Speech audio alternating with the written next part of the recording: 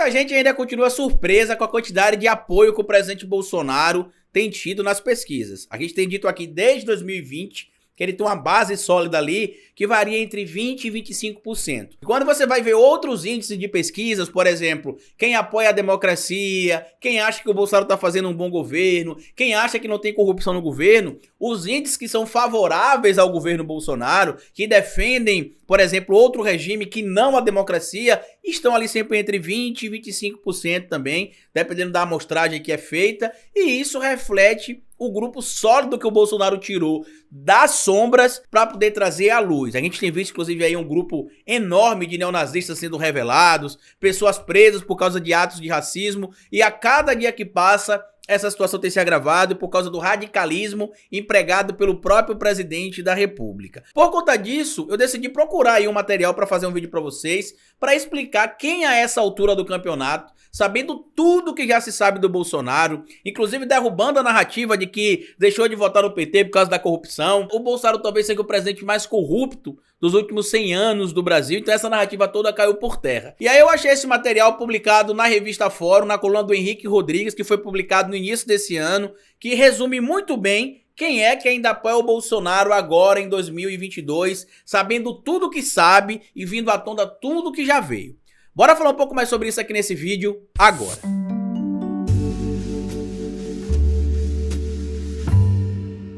Pois bem, meu povo, antes de seguir esse vídeo eu queria pedir a você que deixasse like no começo do vídeo, porque se deixar lá pro final você esquece, e queria pedir a você também, se puder colaborar com o nosso trabalho, que seja membro do canal ou apoiador. Uma das maneiras que vocês têm de colaborar com o nosso trabalho aqui diariamente. Você pode colaborar também com o nosso Pix, que é esse que tá aparecendo aqui. Muita gente, como eu já disse no início do vídeo, me pergunta quem é o eleitor que ainda apoia o Bolsonaro a essa altura do campeonato. E aí eu comecei a fazer uma pesquisa aqui para trazer para vocês dados estatísticos, mostrar ali o público da classe, da elite brasileira, né, classe média alta, os empresários, pessoas ligadas ao agronegócio, religiosos, para poder mostrar para vocês aqui em percentual quem é que ainda apoia o Bolsonaro. Só que analisando tudo nessa pesquisa que eu estava fazendo, eu encontrei aqui o artigo publicado na revista Fórum pelo Henrique Rodrigues, que mesmo não trazendo os dados em estatística, traz em estamentos, né, em camadas sociais, em grupos sociais que apoiam o Bolsonaro, e que mesmo que a gente não consiga trazer em percentual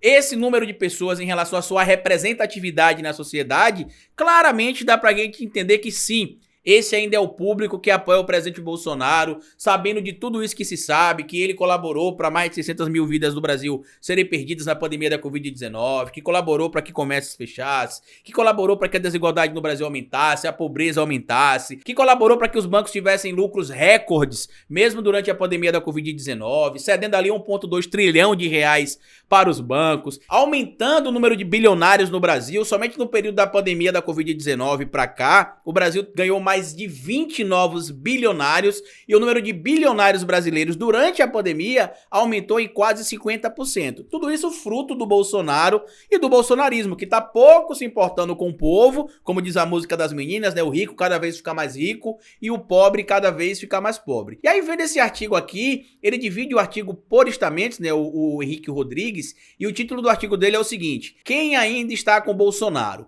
Veja os perfis e quais encaixam com seus amigos e parentes. Na hora que eu li isso aqui, pra mim ficou claro que, apesar de a gente não ter em percentual aqui esse tipo de público, a gente olha e fala, não, realmente, as pessoas que eu conheço, que continuam apoiando o Bolsonaro, têm exatamente esse tipo de perfil ou esse tipo de discurso. Quem ainda tá com o Bolsonaro? Apoiadores da ditadura militar. Por quê? Porque o presidente enaltece essa ideia, que é um dos pilares do pensamento fascista que ele implementou no Brasil. Inclusive no livro Como o Fascismo Funciona, você vê que um dos pilares que está estabelecido lá, por exemplo, seria esse passado glorioso dos militares, o negacionismo da ciência e do academicismo, por exemplo. Pessoas que são racistas, homofóbicas e misóginas estão com o Bolsonaro até hoje. Tarados por armas, eu adorei esse termo dele aqui, né, que é aquela pessoa que achou que o Bolsonaro entraria como presidente da República no dia 1º de janeiro e criaria o Bolsa Armas, porque as pessoas imaginaram que com a facilitação do acesso à arma pelo governo Bolsonaro, que a pessoa ia chegar na padaria e pedir 1 quilo de arma, que ia chegar, por exemplo, em uma Bomboniere e ia pedir 200 caixas de munição e não é assim que funciona. O armamento é caro, serve ainda a um público seleto e perigoso, porque como eu trouxe aqui alguns dias atrás,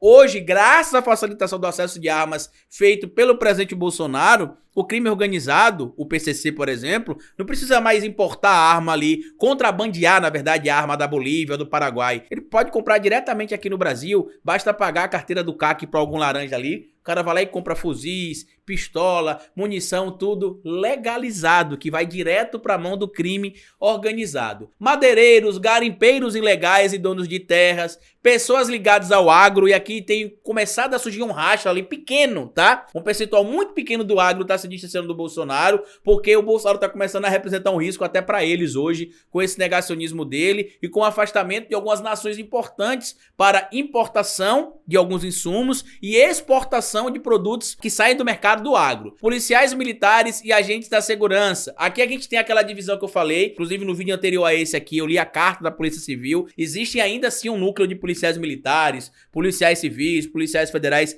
que apoiam o Bolsonaro, mas é minoria. Só que realmente quando você vai, por exemplo, conversar com alguém que ainda apoia o Bolsonaro, você vê que ele se enquadra em um desses elementos que a gente citou aqui. Pseudos liberais, que é aquele indivíduo que fala que não, a gente não quer o Estado, sem Estado. Só que eles deveriam corrigir, né? Que não é que eles não querem o Estado, eles não querem o Estado para os outros. Eles querem o Estado apenas para ele. Gente assumidamente detestável e má. E esse trecho aqui eu faço questão de ler a síntese que ele fez aqui, diferente dos outros que eu não li, porque realmente a gente vai encontrar aqui várias pessoas, até do nosso ciclo pessoal, amigo, parente, vizinho, que se enquadraria nisso aqui, ó. É quase impossível passar pela vida e não conhecer ou conviver com pessoas que não fazem a menor questão de esconder que são detestáveis e más. Aquelas que falam as coisas mais embaraçosas, sem rodeios e que mais recentemente passaram a ser chamadas de, entre aspas, tóxicas. Ou, entre aspas, energia negativa. Essa gente que não é pouca coisa, se identifica com a personalidade de Bolsonaro e não liga a mínima, pelo menos até agora, para todo o fato do país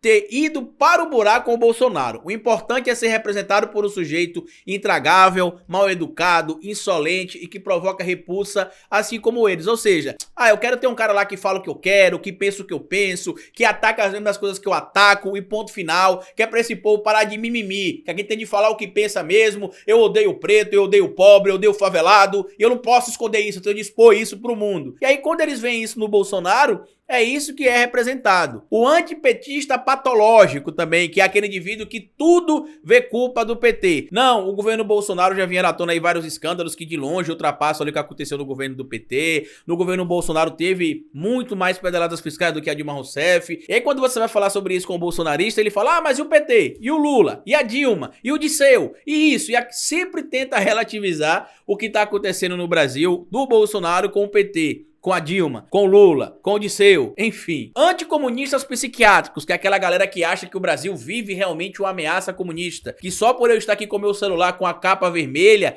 eu represento um risco à existência da sociedade, à existência dos empresários. Inclusive, eles acham que o socialista é contra tudo. É contra a vida, é contra a comida, é contra o trabalho, é contra a existência, é contra a tecnologia. E é o oposto. Nós, socialistas, defendemos o acesso e a democratização das coisas para todos. Acabar com essa situação que a gente vê que somente um grupo reservado pode acessar um tipo de calçado, somente um grupo reservado pode, por exemplo, acessar um tipo de telefone, um tipo de tecnologia, um tipo de viagem, um tipo de lazer. Eu tava conversando ontem com a minha esposa Ana Paula sobre como é difícil viver no Brasil com um salário mínimo. Hoje a minha situação mudou e é por isso que é importante a gente ter consciência de classe, porque minha situação mudou tem 2 anos. Eu tenho 35 anos, eu passei 33 anos da minha vida trabalhando basicamente para pagar as contas de casa, comprar o alimento para poder comer ali, fazer cálculo para poder separar talvez uma saída no mês e uma viagem talvez no ano, para uma situação hoje que eu tenho tranquilidade para poder pagar minhas contas, comer e ajudar ainda pessoas que eu entendo que precisam de ajuda, porque a gente precisa ter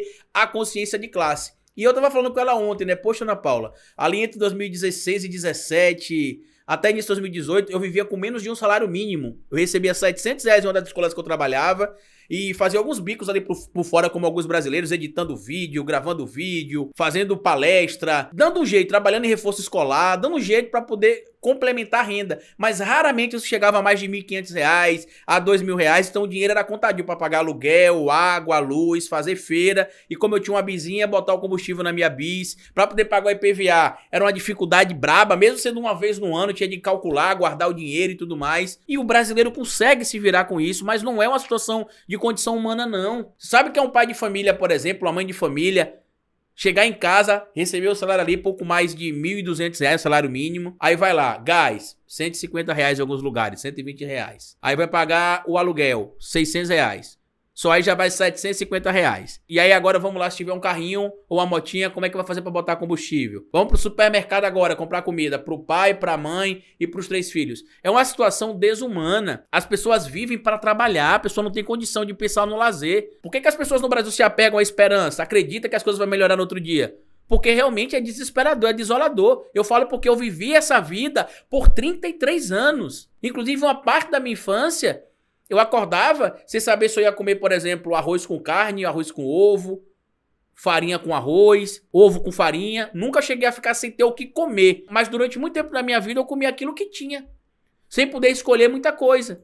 Então é desolador a gente ver isso, é triste demais. Muita gente não entende porque que quando algumas pessoas passam a ter uma posição social diferente, elas entram em depressão. As pessoas falam assim, vou dar o exemplo do próprio Whindersson Nunes, né? Ah, o Whindersson Nunes, o cara tá milionário. Como é que o cara entra em depressão, tem avião, tem carro importado, tem mansão ali, mansão acolá, o show dele é não sei quantos mil. É o lance da consciência de classe. Ele falou sobre isso, inclusive, recentemente em um podcast. Que um dos motivos que fez ele entrar em depressão foi ele ver, por exemplo, que ele ganhava, sei lá, 60 mil, 70 mil limpo em um show, enquanto tinha gente que ganhava R$ 800, R$ 1.000 para alimentar a família. E aquilo entrava ruim na cabeça dele, ele não conseguia aceitar aquilo, porque não era justo. E é essa inquietação que a gente tem de ter mesmo. Você hoje que tá vendo esse vídeo aqui, por exemplo, que você ganha 50 mil, 30 mil, 20 mil, que a sua vida mudou também, pense nisso também. Você não pode ficar no conforto do seu ar-condicionado, no conforto da sua casa, no conforto da sua sala, tomando a sua cervejinha, comendo o seu tira-gosto, ignorando que nesse momento no Brasil, 160 milhões de brasileiros passam fome. Não, Carlito, não é fome não, é insegurança alimentar. É a mesma coisa. Se eu acordo no outro dia e não sei se eu vou ter o que comer no café da manhã, ou se eu não vou ter o que comer no jantar, só vou ter o que comer no almoço, é passar fome do mesmo jeito. Se você tem uma alimentação que não é saudável, que não é a mínima recomendada pelas instituições internacionais de como deve ser uma alimentação de um ser humano, é passar fome. Insegurança alimentar é um nome bonito que criaram para passar fome. Porque se quem tá passando por insegurança alimentar não sabe se vai ter o que comer no outro dia,